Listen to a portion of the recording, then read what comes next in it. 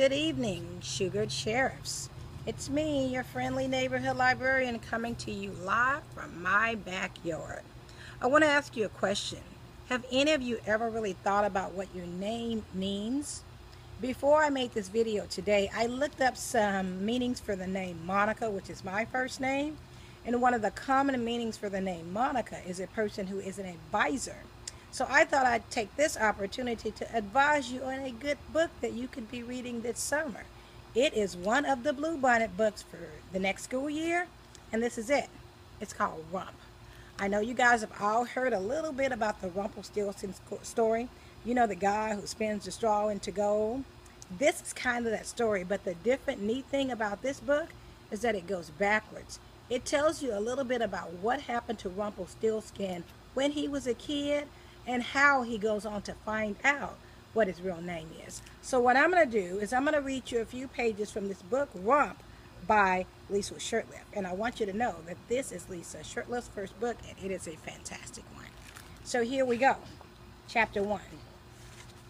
It is called Your Name is Your Destiny. It says, my mother named me after a cow's rear end. It's the favorite village joke and probably the only one, but it's not really true. At least I don't think it's true, and neither does Gran. Really, my mother had another name for me, a wonderful name, but no one ever heard it. They only heard the first part, the worst part.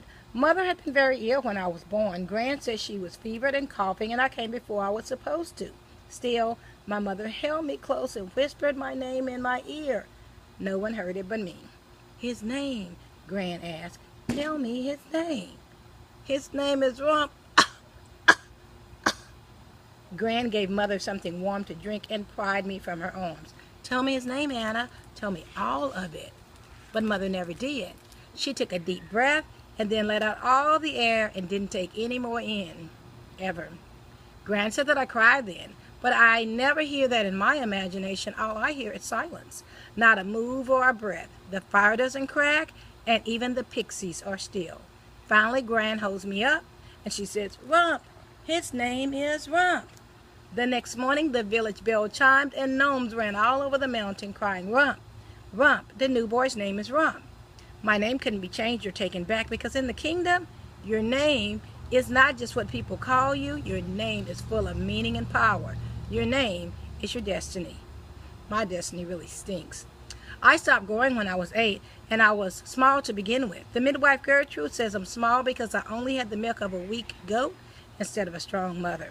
But I know that really it's because of my name. You cannot grow all the way if you don't have a whole name.